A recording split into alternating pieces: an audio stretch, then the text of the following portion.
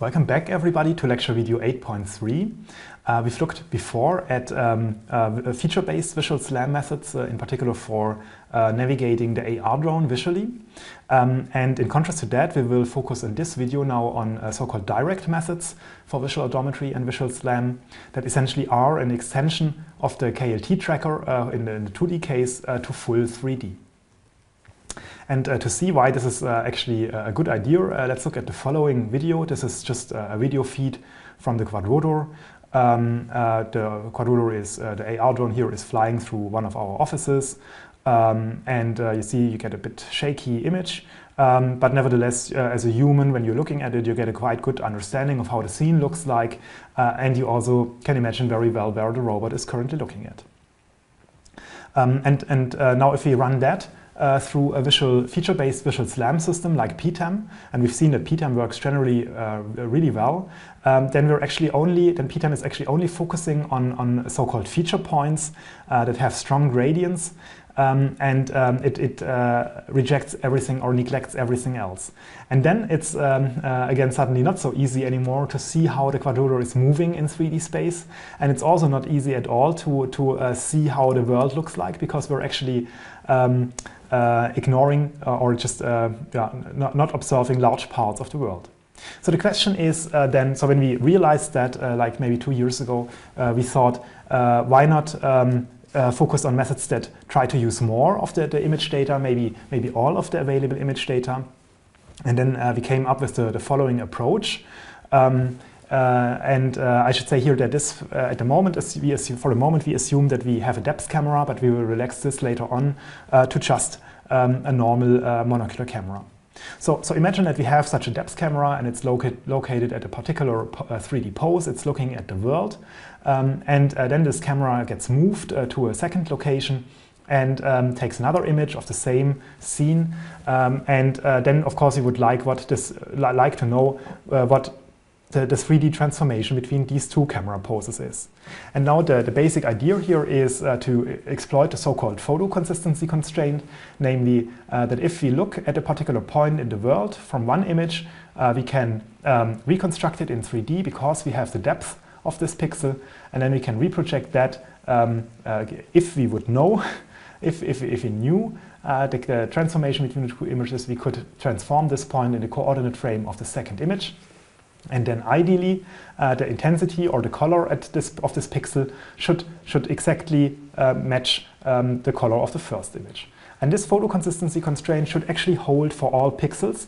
And this means that in contrast to only, say, maybe 100 or 200 visual features that you're tracking, this photo consistency constraint should hold for all pixels in the image. And even if you're only dealing with VGA images, 640 by 480, then this already gives you 200,000 constraints or a bit more that you can use to actually estimate your 3D pose.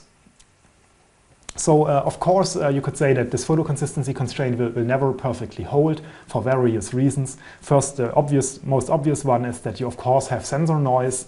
So even if you take two images from the same camera pose, the difference image will not be zero. Of course, you also might have some error in your pose estimation. So if you take the difference, there might be some seams in the image that give non-zero residuals. There might also be reflections and specular surfaces, that appear in a different color depending on the pose from where you are looking at them. And there might be dynamic objects. The world might not be static. So things might disappear or appear in the world, and all of this violates, of course, this photo consistency constraints. And in sum, this means that although most of the residuals will be close to zero, some of them they will be not exactly zero at our optimization goal. And so if we look at the residuals, and the residual is now defined as the difference between these two, the first image minus the second, warped second image, then these residuals will in general be non-zero. And of course, then it makes sense to look at the distribution of these residuals. And then for a good camera pose in a reasonable scene, we would expect that the residual is around zero. There should be a peak at zero and the relatively small variance in principle according to the sensor noise of our camera.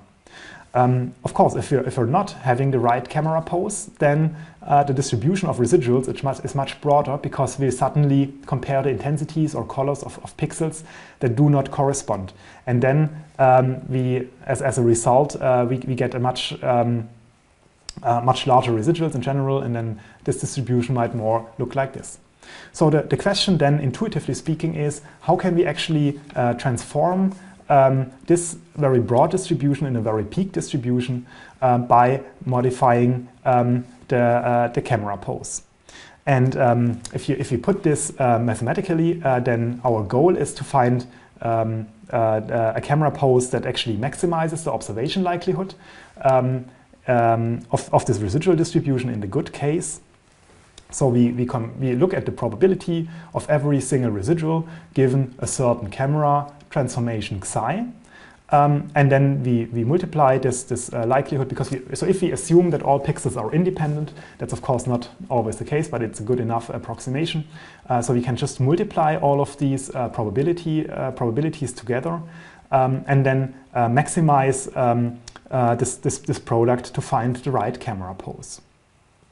And now the question, of course, is how can we solve this optimization problem efficiently? And for that, we again employ the so-called Gauss-Newton algorithm that you've seen before for KLT tracking, but also for the sign distance functions in the previous video.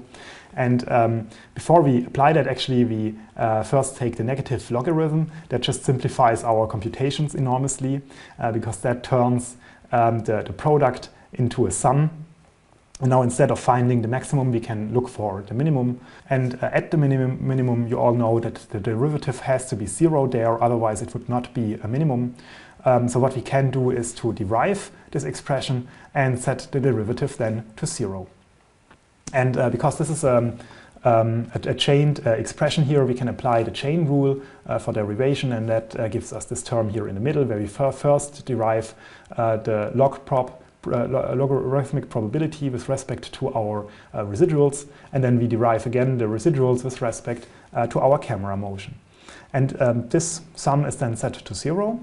So one problem here is now that just using a quadratic cost term, which corresponds to a normal distribution, actually is not very robust. You'll see an illustration of that in a second. But the good news is that given this formulation that we had before, we can actually plug in arbitrary probability distributions for our residuals. And just by rewriting then the minimization problem as a so-called weighted least squares problem, we can still minimize it as if it was a quadratic error function. And now one problem obviously is that the residual function, that computes the residuals, this difference between two images given of a particular pixel given a particular 3D transformation, is nonlinear because we have rotations in psi. And so what we can do is to linearize then the cost function or this residual function using a Taylor approximation, then solve for the minimum, and then relinearize and do the same again. And this method is called the Gauss-Newton method for minimization. Just to illustrate how these different cost functions look like, the normal distribution is the most obvious one. So if you implement something like this, you would always start with a normal distribution, which leads to a quadratic error function in the end. And the disadvantage here is that large residuals give very large cost terms. And this means that outliers in on your image, for example, due to reflections, due to moving objects, and so on, give you very large error terms and will actually push your estimate to the wrong minimum.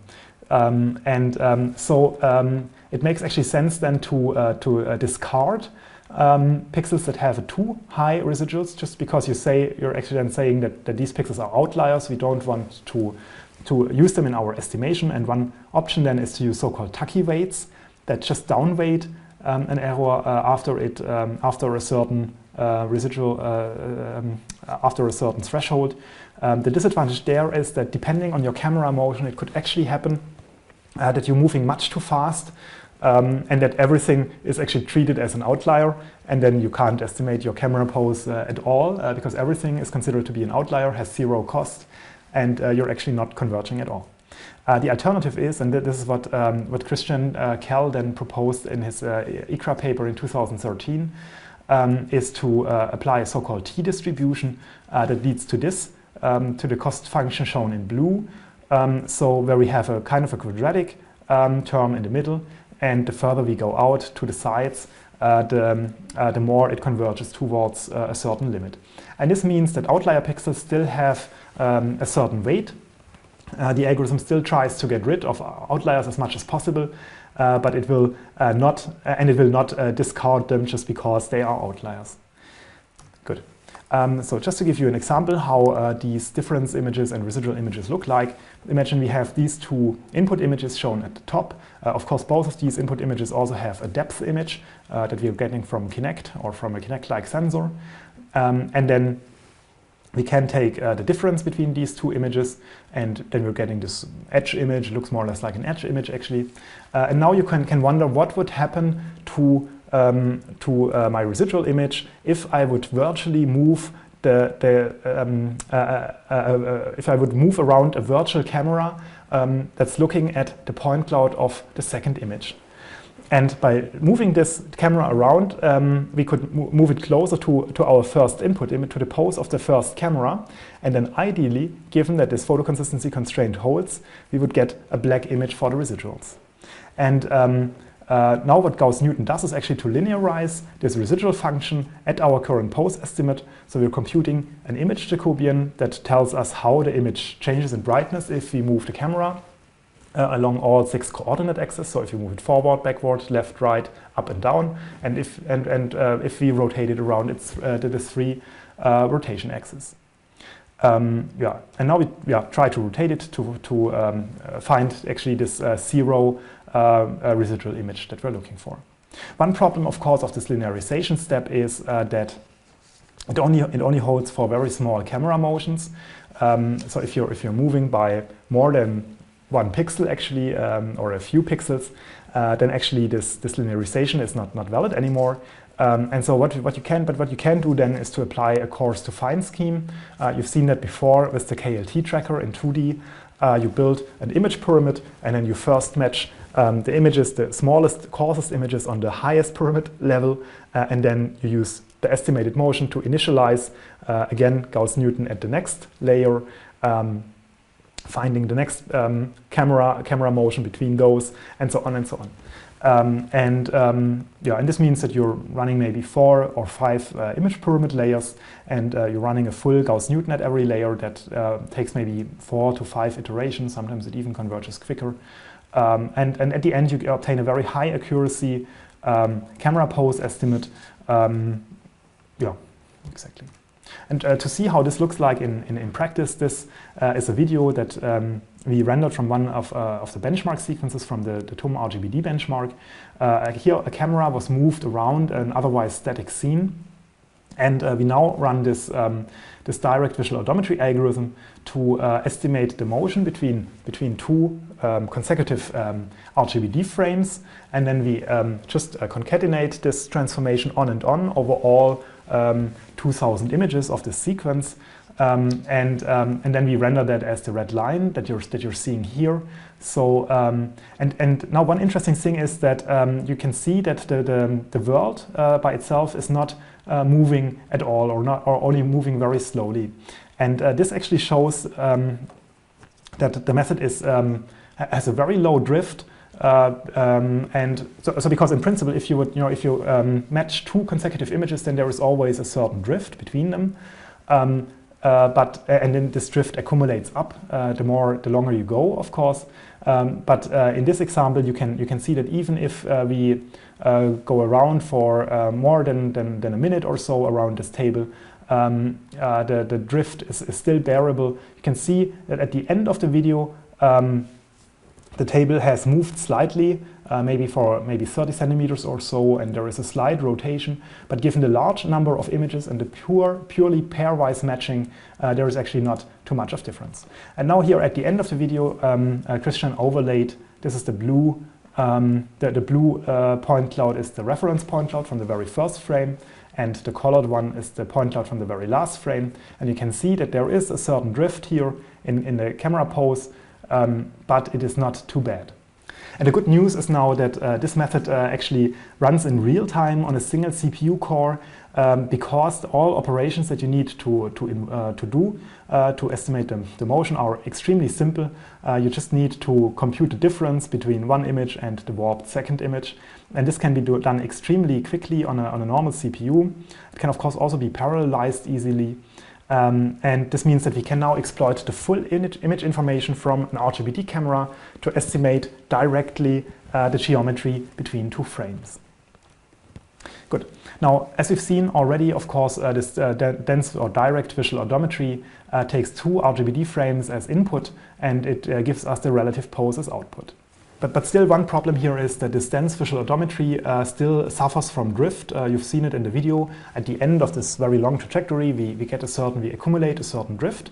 And now the question is, how can we actually eliminate this drift further to stabilize the camera pose estimation? And the idea then that Christian came up with last summer is to extend this into a full post-graph SLAM system, where we again, like PTEM, select certain keyframes. We try to detect loop closures and then add additional edges in between. And then we optimize and build this post-graph using existing libraries. So I don't want to go into detail too much here, but we will provide you again with further links or further information on this topic. But it's also easy to understand it from this illustration here. So the idea is again that the camera, the odometry, computes the camera pose as we go. But now every now and then, say every 20 centimeters or so, we take a so-called keyframe, and instead of now always matching our current camera to the previous camera, we always localize with respect to the previous keyframe, and that stabilizes. This removes already a lot of the pose drift that you're seeing. But then the other extension is that whenever we add a new keyframe, we actually try to match it with previous keyframes, and when we have a successful match, then we add one of these green intermediate edges in between. And these edges, you can imagine them as springs that keep our pose graph together. And whenever we add such intermediate springs, you can see how the camera nodes move a little bit to relax. And especially once we're finishing the whole loop here around the table, and we're able to do a large loop closure here at the end, you can see that the pose graph really changes a lot once these edges are added. So I'll switch back here just before the moment where the loop closure happens now, and you can see that all camera poses get adapted slightly to undo the drift that we've seen before. And then of course we can render the scene again as a point cloud.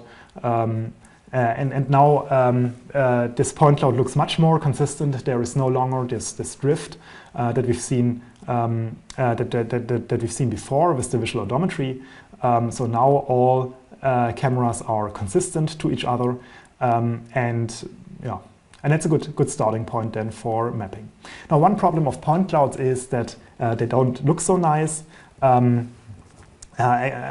Depending, of course, on your application, you'd like to have again a mesh, as we've seen before, using marching cubes. But one problem here is that to run marching cubes, you would need to generate a high-resolution 3D voxel grid, as before, and this voxel grid consumes very much memory because it grows cubically. So for the videos, in the last video, we've shown you this reconstruction of the kitchen or our quadrular lab and a person, and for that we generally use a resolution of around 256 to the power of 3 voxels. But the problem, and that fits nicely in memory, and you can easily compute it in real time. But one problem is that as soon as you increase this resolution, then your memory consumption goes up by a factor of 8. Every time you double the resolution, the memory consumption grows by a factor of 8. And this means that it scales very poorly to large environments. And now the idea that Frank Steinbrücker had to remedy this problem is to actually use an octree as a data structure and only store those cells that are actually close to the surface, because we're not interested in all the voxels that are far away from our surface, but we only need, in principle, to model one voxel in front of the surface and one behind.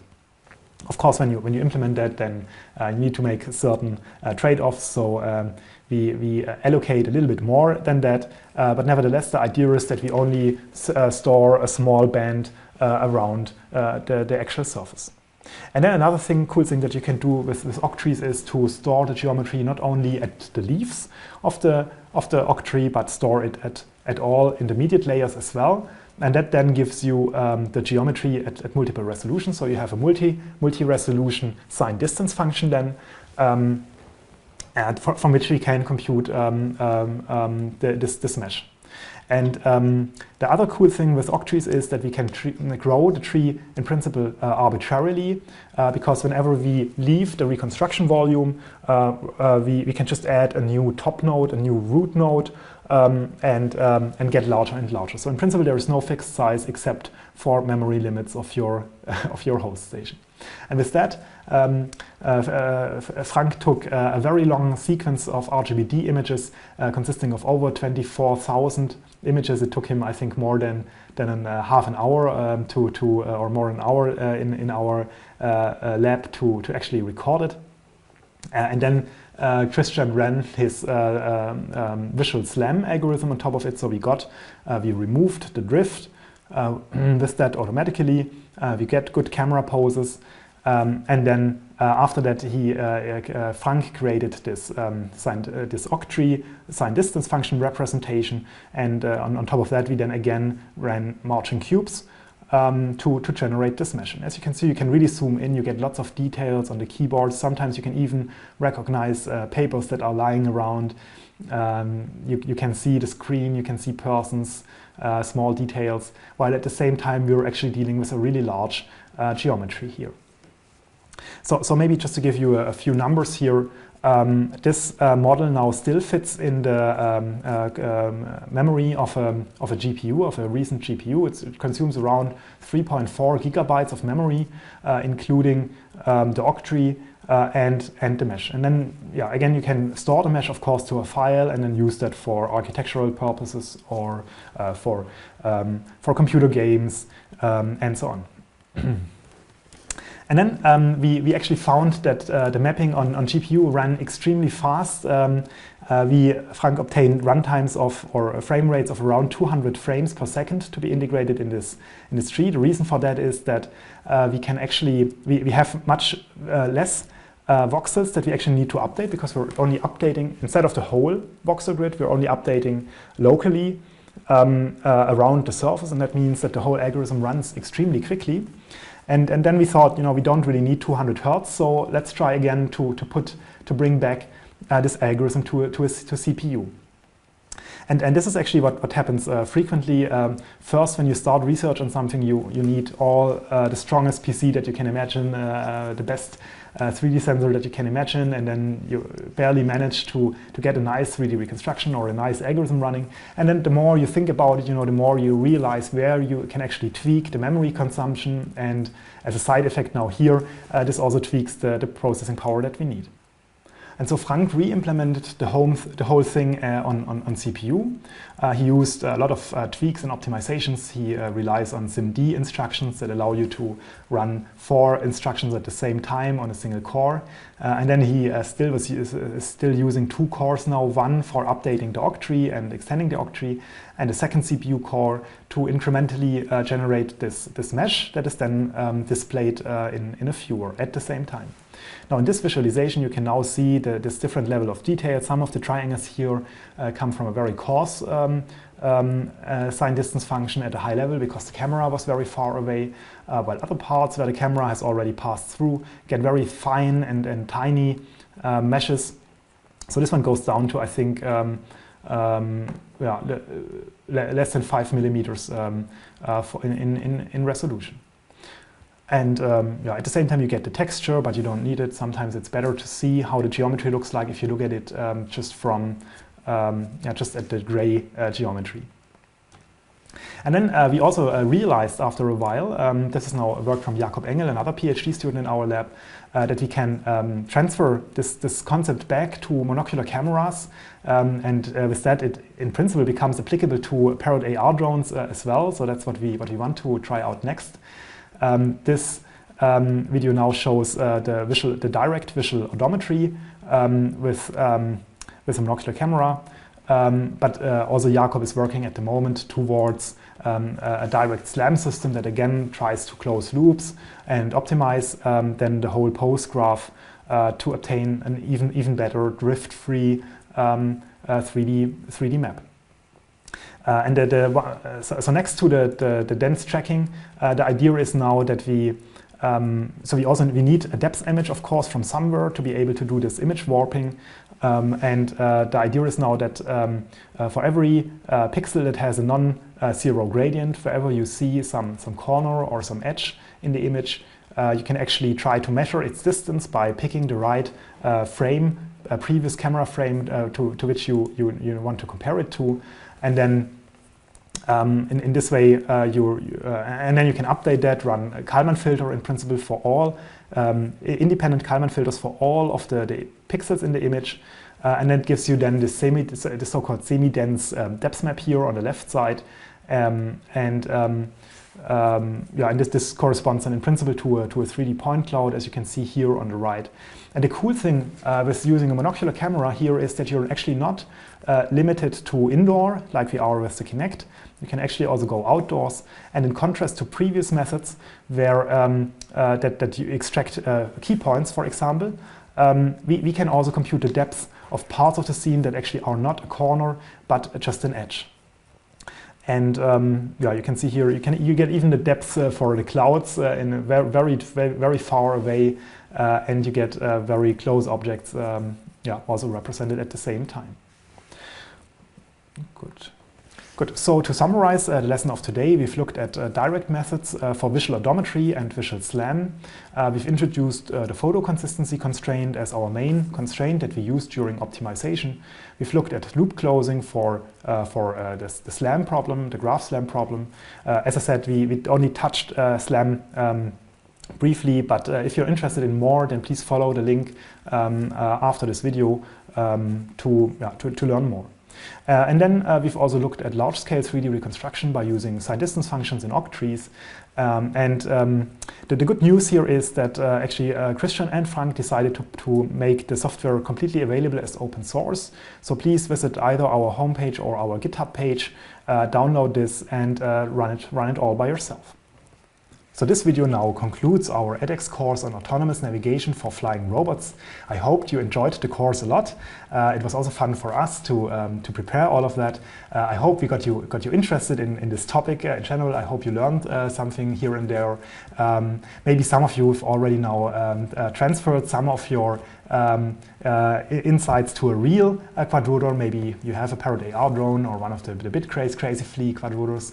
So we're looking forward then to hear back how you liked the course and what things could be improved in future classes.